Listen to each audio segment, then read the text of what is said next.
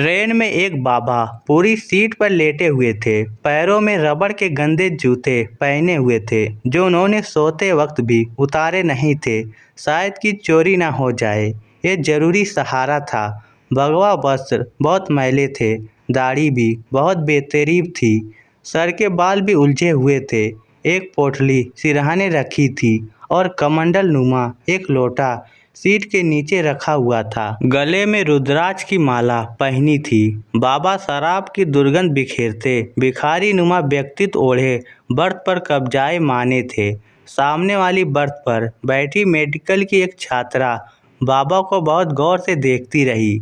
अगले स्टेशन पर कुछ और यात्री चढ़े। उन्होंने बाबा को भद्दी गाली दी थी और उठकर बैठ जाने की हिदायत दी।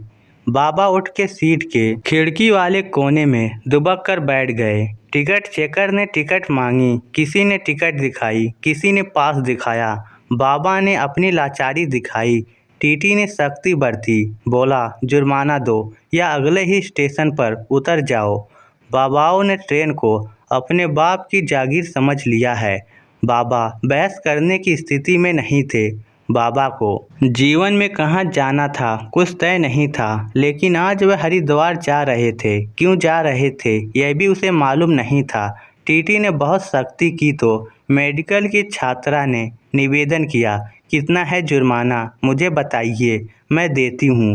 बाबा के शरीर में एकदम सिरहन दौड़ गई। आज तक तो कोई रोटी भी दुत्कार कर देता रहा, आज ईश्वर की कैसी कृपा हुई। टीटी ने जुर्माना वसूला और चला गया। पास बैठे यात्रियों ने लड़की को समझाना शुरू कर दिया, तरह तरह की बात कही। लड़की चुपचाप सुनती रही। लड़की के पास अब बहुत थोड़े पैसे बचे थे। लड़की का भी स्टेशन आ गया था।